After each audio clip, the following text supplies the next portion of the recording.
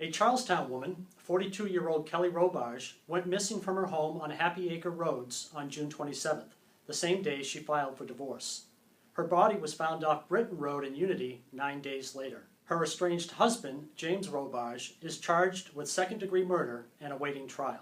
Certainly, it's one of our top stories of the year, and one of those examples of a story where, from a journalist perspective, you kind of get drawn into the emotion of it. Specifically for me, attending a candlelight vigil that was held in Charlestown by Kelly's two daughters.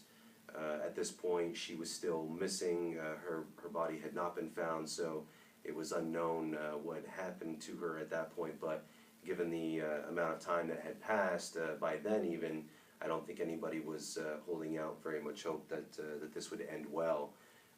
So just being at that vigil and seeing, hundreds of people and cars lining both sides of Route 12 there on the Charlestown-Claremont border, maybe less than a mile from her home where she went missing from, and seeing just the emotion pour out of people, friends, family members, people who had never met her before, just the tears flowing, a lot of hugs.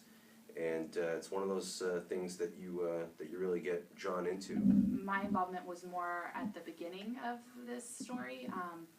The first weekend, I guess, that she was announced to be a missing person, and I think that we actually started looking into the story from a tip that you had gotten from somebody who knew Kelly. That's right. And so at that point, the Attorney General's office hadn't even released that she was missing, and we kind of immediately went out in a bunch of different directions. Kyle went up to Charlestown to her home, and we sent somebody to the courthouse to look up documents, and another reporter to her estranged husband's home over across the border in Vermont. So I'm originally from Charlestown.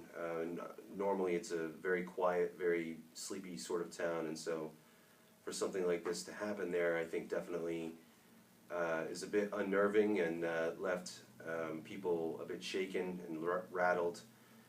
And then, of course, to find out 9 days later that a body had been found, and we knew at that point that we were dealing with a murder investigation as opposed to just a missing person, clearly took it to the next level.